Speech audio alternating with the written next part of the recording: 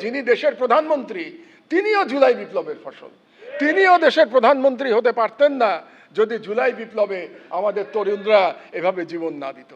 কাজেই আমরা যারা এই জুলাই বিপ্লব নিয়ে প্রশ্ন তুলব, গণভোট নিয়ে প্রশ্ন তুলব, তারা আসলে আমাদের শহীদদের অবদানকে অস্বীকার করছি। এই ভুলটা যেন আমরা না করি। জুলাই বিপ্লবের যে কোনো ইস্যুতে ইনশাআল্লাহ আমি ব্যক্তিগতভাবে এবং আমার পত্রিকা আপনাদের পাশে থাকবে। আমি আসলে এই গণভোটকে আইনগত কিংবা সাংবিধানিক তর্ক হিসেবে দেখতে চাই না। আমি এই গণভোট এবং জুলাই সনদকে জুলাই বিপ্লবের স্পিরিটে সবসময় দেখে এসেছি। আপনারা জানেন যে বিপ্লবের আগে থেকে আমি এই বিপ্লবের স্বপ্ন দেখেছি এবং বিপ্লবের পর থেকে আমার বক্তব্য, আমার লেখায়, আমার কাজে কর্মে আমি বিপ্লবের স্পিরিটকে 100% ধারণ করবার চেষ্টা করেছি। এবং আপনাদের হয়তো স্মরণে থাকার কথা যে গণভোটের আগে থেকে আমি লেখা এবং বক্তব্যে হ্যাঁ ভোটের জন্য জনগণকে অনুপ্রাণিত করবার চেষ্টা করেছি। শুধু তাই না, যেদিন নির্বাচনে আমরা ভোট দিলাম 12ই ফেব্রুয়ারি, সেদিনেও আমার টেলিভিশন বক্তব্যে আমি একটা কথাই বলেছি, আপনারা সবাই হ্যাঁ ভোটে সিল মারুন। এবং এই আবেদন আমার ছিল জনগণের প্রতি, কারণ জুলাই বিপ্লবকে যদি আমরা অস্বীকার করি তাহলেই আমরা গণভোটকে অস্বীকার করব। এটা আমাদের মনে রাখতে হবে। কাজেই যারা আজকে গণভোটকে দুর্বল করবার চেষ্টা করছেন কিংবা গণভোটের আইনি তর্ক তুলছেন, তারা আসলে কতটা জুলাই বিপ্লবকে ধারণ করেন সেটা নিয়ে আমার সন্দেহ আছে।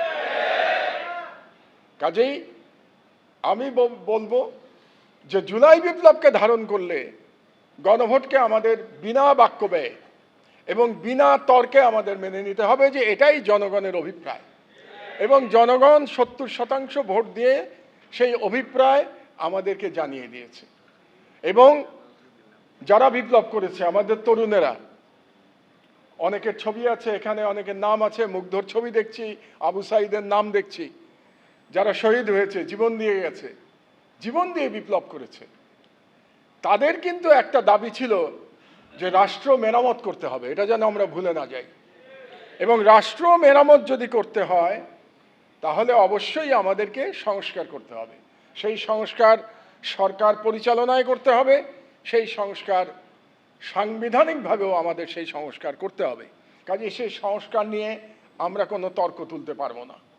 এবং আমাদের যে উপরে যে ফ্যাসিবাদ 16 বছর আমাদের ঘাড়ে চেপে বসেছিল, সেই ফ্যাসিবাদের দুটো চরিত্র ছিল। একটা তো ফ্যাসিস্ট চরিত্র ছিল, আর একটা চরিত্র ছিল এক ধরনের রাজতন্ত্র চাপিয়ে দেয়া রাষ্ট্রের উপরে। আপনাদের নিশ্চয়ই মনে আছে যে শেখ হাসিনা তার পিতাকে, শেখ মুজিবুর রহমানকে একজন দেবতা হিসেবে আমাদের সামনে তুলে ধরার চেষ্টা করেছিল এবং সেই দেবতার মাধ্যমে একটা অলিখিত রাজতন্ত্র কায়েম করবার চেষ্টা করেছিল। এবং তার বিরুদ্ধেই আমাদের নাহিদরা, সার্জিসরা বিপ্লব করেছিল। তাদের একটা স্লোগানের কথা আমরা যেন ভুলে না যাই। একটা গুরুত্বপূর্ণ স্লোগান ছিল সেই সময়, একটা স্লোগানের কথা আমরা আজকে শুনেছি, গোলামি না আজাদি, আজাদি আজাদি। আর একটা গুরুত্বপূর্ণ স্লোগান ছিল, দেশটা কারো বাপের না। তো দেশটা কারো বাপের না বলার অর্থই হচ্ছে যে এই দেশের মালিক জনগণ, এবং জনগণের ইচ্ছাতেই এই দেশ পরিচালিত হবে। এবং জনগণের ইচ্ছাতে যদি দেশ পরিচালিত হতে হয় তাহলে অবশ্যই গণভোটের রায় আমাদের সকলকে মেনে নিতে হবে। আজকে এখানে দুজন গুরুত্বপূর্ণ ব্যক্তি উপস্থিত আছেন, সংসদের গুরুত্বপূর্ণ ব্যক্তি, একজন সংসদের সম্মানিত বিরোধী দলীয় নেতা এবং আরেকজন সংসদের বিরোধী দলের চিফ হুইপ, দুজন আছেন এখানে উপস্থিত। তারা দুজনে কিন্তু বিপ্লবের ফসল। জুলাই বিপ্লব না হলে তারা কিন্তু দুইজন এই পদ পেতেন না। একইভাবে যিনি দেশের প্রধানমন্ত্রী তিনিও জুলাই বিপ্লবের ফসল। তিনিও দেশের প্রধানমন্ত্রী হতে পারতেন না যদি জুলাই বিপ্লবে আমাদের তরুণরা এভাবে জীবন না দিত। কাজেই আমরা যারা এই জুলাই বিপ্লব নিয়ে প্রশ্ন তুলব, গণভোট নিয়ে প্রশ্ন তুলব, তারা আসলে আমাদের শহীদদের অবদানকে অস্বীকার করছি। এই ভুলটা যেন আমরা না করি। আমি বাংলাদেশের তরুণদের ব্যাপারে আশাবাদী। আপনারা জানেন যে মার্কিন যুক্তরাষ্ট্রে এখন একটা আন্দোলন হচ্ছে, যেটাকে তারা নাম দিয়েছে no kings movement. No kings movement মানে হলো প্রেসিডেন্ট ট্রাম্প যে মার্কিন যুক্তরাষ্ট্রে একজন স্বৈরাচারের মতো আচরণ করছেন, তার বিরুদ্ধে মার্কিন যুক্তরাষ্ট্রের জনগণ, নাগরিকেরা রাস্তায় নেমেছে নো কিংস মুভমেন্ট দিয়ে।